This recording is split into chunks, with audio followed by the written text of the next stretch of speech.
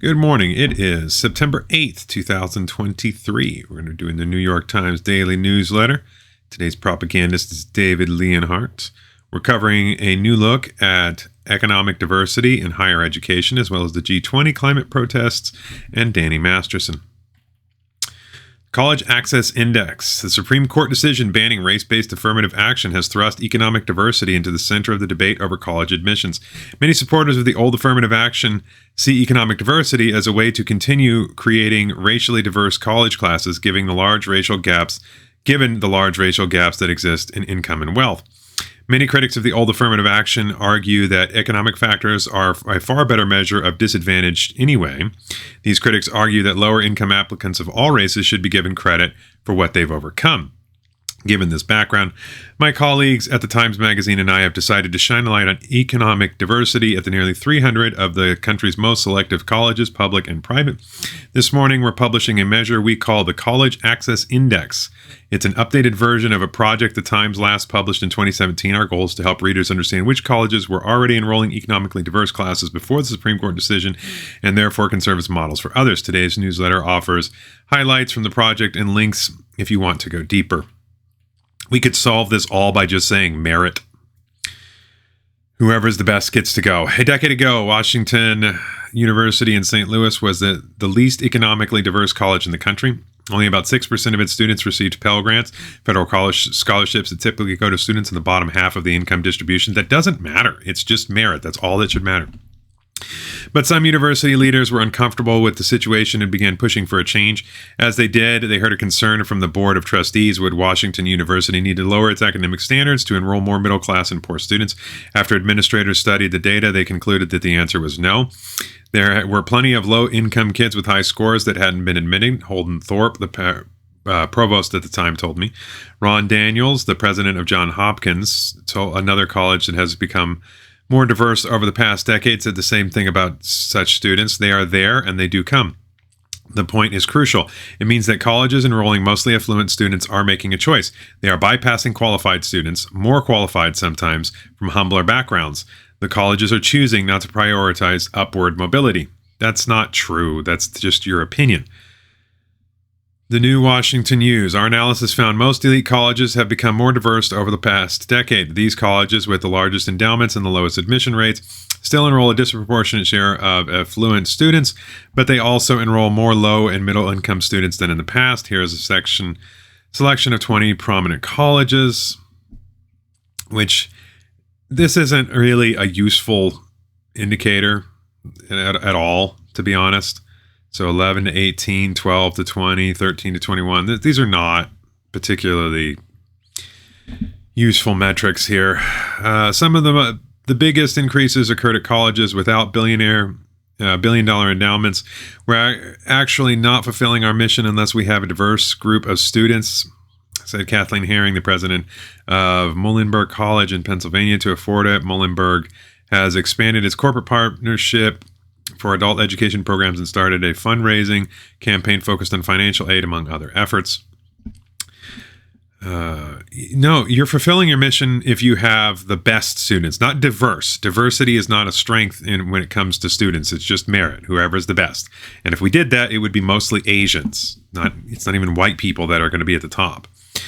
Eric Boyanton, the president of Beloit College in Wisconsin, told me with a laugh that there are no lazy rivers on his campus, a reference to the deluxe pools that some colleges have built.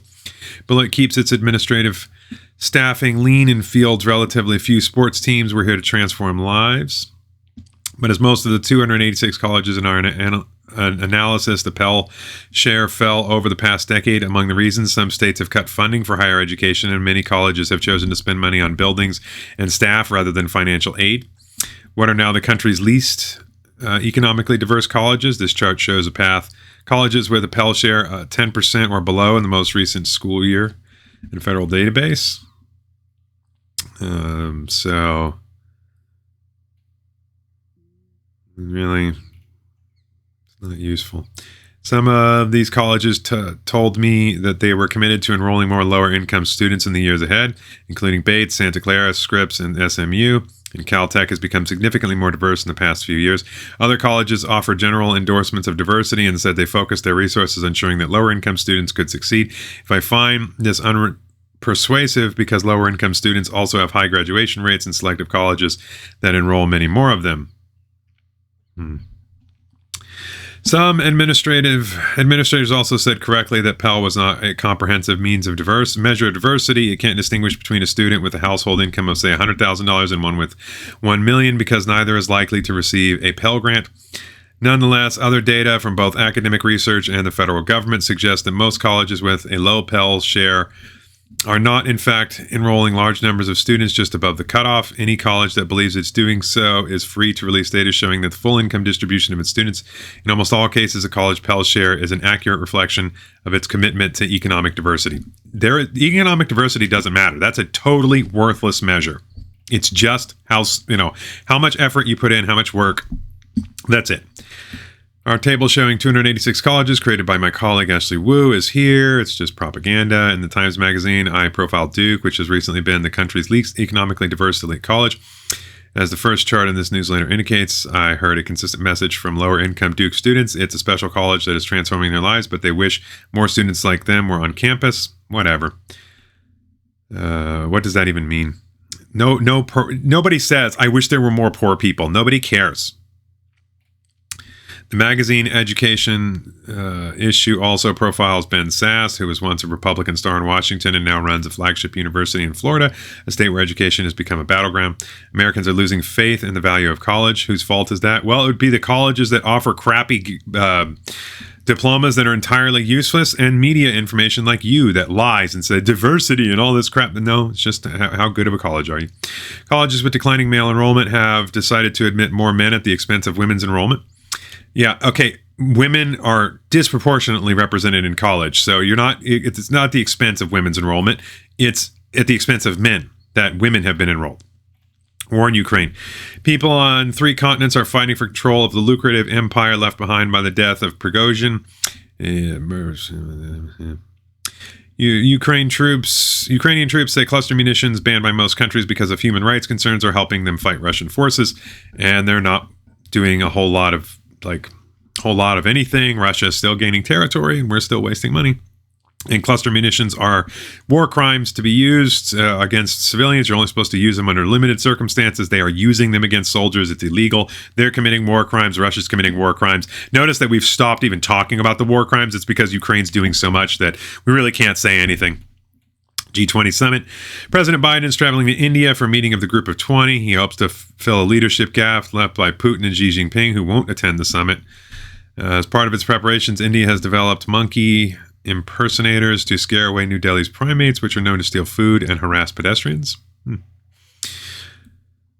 Politics. A jury convicted Peter Navarro, an advisor of Donald Trump, of contempt of Congress for defying a subpoena from the January 6th show trials. Interestingly, Eric Holder, who also defied a subpoena from Congress and refused to turn over weapons related to gun running, where Americans died, he's not prosecuted, but this guy is for not participating in a show trial that even they admit wasn't exhaustive or comprehensive, and they destroyed their evidence because there's nothing there. Ron DeSantis and Vivek Ramaswamy called the prison sentences for members of the Proud Boys convicted over their roles on January 6th excessive and wrong, because they are, especially for guys that weren't even there. The Enrico Tarrio, who is, a white supremacist, he's, not actually white, but he's definitely a white supremacist. And he wasn't there, and he didn't encourage anyone to do anything illegal. And he, being a seditious guy, stayed out of D.C. because the cops told him not to, because he vandalized a BLM flag. Yeah, that makes sense. Mayor Eric Adams said a surge of migrants from the southern border would destroy New York City. The city has struggled to house 110,000 migrants who have arrived since last year. Why? You're a sanctuary city. What's the problem? I thought diversity was a strength. Yeah, it's funny how that works out. But Texas and Arizona, they should just handle millions of people. For a presidential candidate to professor, Hillary Clinton is co-teaching a class. What is it? How to steal, how to cheat, how to lie, how to be a sore loser. co-teaching a class and starting an institute on global politics at Columbia University. Well, that's nice and appropriate. Environmental protesters delayed a U.S. Open semifinal match between Coco Gauff and Karolina Mukova. By 49 minutes after one protester glued his feet to the ground, I hope they tackled him. I hope it hurt. Gauff, 19, won the match when play resumed, advancing her first U.S. Open final. She will play Ariana Sablinka. A stretch of extreme heat has resulted in sweltering stadiums at the tournament. It's not extreme, it's just summer. These guys are morons. There are no fossil fuels. Oil doesn't come from dinosaurs. Those are lies. There's war everywhere. Scores of South Sudanese fled north to escape violence. Now fighting in Sudan is forcing them to return home. Female soccer players in Spain are going on strike over disparities in pay, adding to a debate over sexism in the Women's National League. They make way too much money as it is. Nobody watches them. They are paid for by the men, and now they want more. It's pathetic. Immigrants who survived a fire in Johannesburg have avoided government shelters and hospitals, fearing that officials might deport them. Yeah, that's not why they're doing that. Let's see. A month after wildfires on Maui, more than 380 people are still missing. They're not missing. They're dead. They're just lying about it. The government is covering it up because the government ordered people not to stay there and die. What happened there is increasingly looking like it was allowed to happen for quite nefarious reasons. Hershey is pulling the one-chip challenge, an extremely spicy snack from the store shelves after the death of a teenager whose family had said he'd eaten a chip. That's not true because I saw him today. Prison officials are investigating the errors that led to a prison escape in Philadelphia. Yeah, that was funny. People over 65 talk to the Times about how their disabilities make it difficult to get around their communities. Autocracy in Wisconsin. Yeah, right. There's no autocracy anywhere. You're a liar.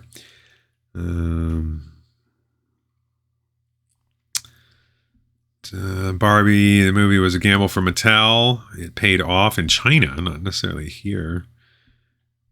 NFL, the Lions beat the Chiefs. Oh, that's funny. Tomahawk chop. The Lions, the winless team. That's awesome. Joe Burrow, the Bengals quarterback, became the highest paid player in NFL history. Another one. Just keep getting bigger. $275 million 5-year contract. Good for him. I mean, what have we got going on here? Fall TV networks are filling their fall schedules with unscripted programs like Celebrity Wheel of Fortune, The $100,000 Pyramid, and The Masked Singer, and not all of the additions are response to the writers and actors' strikes. Many have been scheduled early. A reminder, the industry is moving away from scripted shows, a trend that was the cause of one of the strikes. Yeah, okay. Danny Masterson, an actor from That 70s Show, received 30 years to life in prison for the rape of 2 women decades ago. That one's interesting because, I don't support rapists, but at the same time, we're talking about something that is decades ago. Now, I don't know much about this. I wonder if it will let me see. Probably not. Well, maybe not. I guess maybe I can see this one. So, Danny Masterson, the actor best known for his role in the sitcom That 70s Show, since 30 years in life in prison for rape charges that he was at the height of his career more than 20 years ago. And sends down, who described the lasting impact. The body is a relentless witness. One of the accusers, identified as N. Trout, said in a statement that was read aloud in the courtroom on Thursday, "When you raped me, you stole from me," she said. "This is what rape is, the theft of the spirit." George Gascon, the LA District Attorney, said he hoped the woman's bravery would be example for others. Justice was finally served today.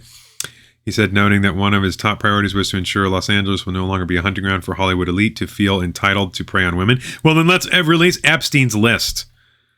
Sean Hawley, a lawyer for Masterson, told reporters outside the courtroom that she was disappointed in the sentence, noting that a team of lawyers had reviewed the case and found a number of significant evidentiary and constitutional issues that they plan to use in appeals. That we have great respect for the jury and for our system of justice. Sometimes they get it wrong, and that's what happened here. Noting that Masterson maintains his innocence. Masterson, 47, will be eligible for parole in 20 years. Masterson played Hyde on That 70s Show from 98 to 06. Let's see, The Ranch. Case against Masterson drew widespread attention and at times mirrored a television saga, in part because of accusations that the Church of Scientology, to which Masterson belonged, had tried to discourage his accusers. In May, Masterson was convicted of raping 2 women at his home in the Hollywood Hills in the early 2000s. The jury deadlocked on the charge that the actor had raped a 3rd woman. The mixed verdict was delivered after a jury deadlocked on all 3 charges in November, resulting in a mistrial. The retrial this spring lasted more than a month before Masterson was found guilty of 2 rapes by force or fear. The legal case began unfolding in 2020 when he was charged with 3 counts. He pled not guilty. The case was closely watched not only because it involved the Hollywood star in trial in the Me Too era, but also because the women had accused the Church of Scientology, which they also belonged, to discouraging them from reporting the rapes to the authorities. The church denied that it pressured the victims.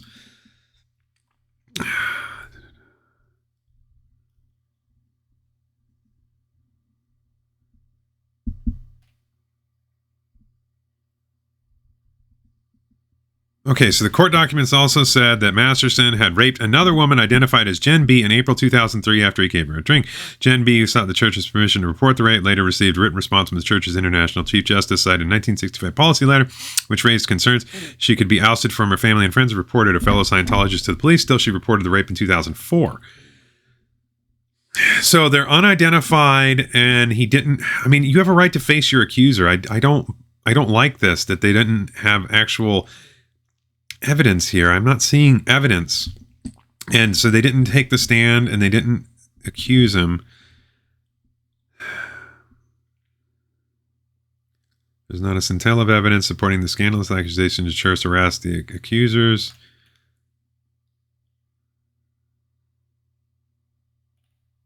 I don't know. That one's kind of strange to me. I didn't see a lot of evidence there. And it's, I mean, an accusation from 20 years ago? I thought they had a statute of limitations.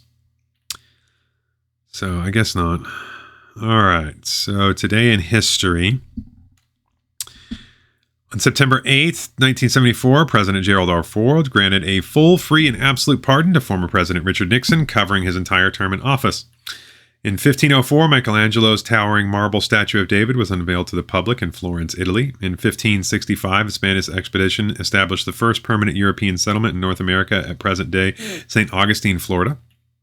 In 1664, the Dutch surrendered New Amsterdam to the British, who renamed it New York. In 1900, Galveston, Texas was struck by a hurricane that killed an estimated 8,000 people. In 1941, the 900-day siege of Leningrad by German forces began during World War II.